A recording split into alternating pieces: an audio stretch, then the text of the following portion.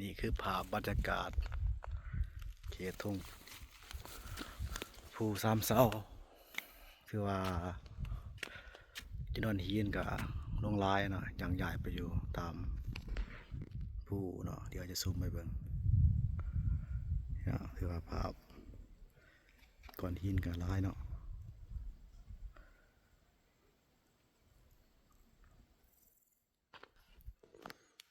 ยังใหญ่เรียงลายเป็นบรรยากาศโดยรอบโดยรวมกันประมาณนี้เนาะคือว่าสวยสดงดงามแถมยังเป็นเขตแหล่งท่องเที่ยวเก่งพระพองเอกตามลำเสสูที่เมืองสัชธาแค่ตะปือเนาะเป็นภาพบรรยากาศโดยรวมใครจะมาเที่ยวก็มาเที่ยวได้เนาะเป็นเขตแหล่งท่องเที่ยว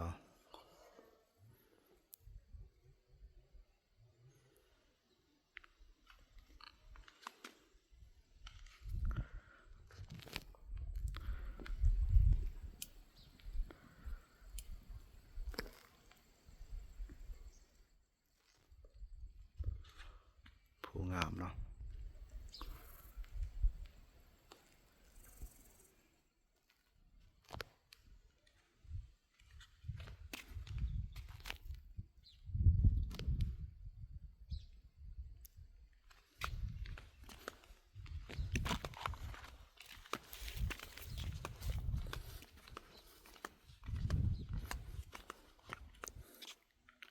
ยามนี้แต่ดอกอันนี้เนาะดอกหญ้าหอมลาย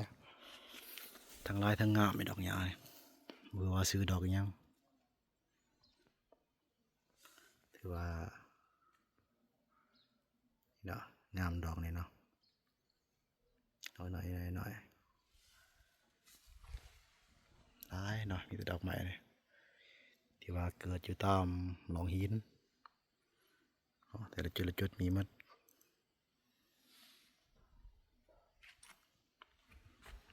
เดี๋ยวจะถ่ายไปจนกว่าจะหอด3 นาทีเนาะเพื่อให้คลิปเป็นยาวเลยมาเบิ่งภาพบรรยากาศโดยรวม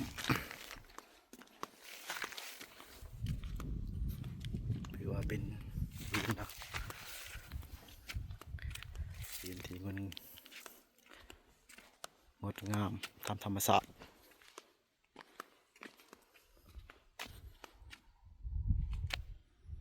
แต่พลานหินมัดเนาะ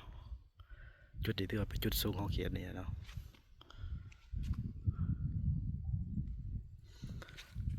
เขตนั้นก็เป็นเขตภูเนาะคนละเมืองสูไปเบิ่ง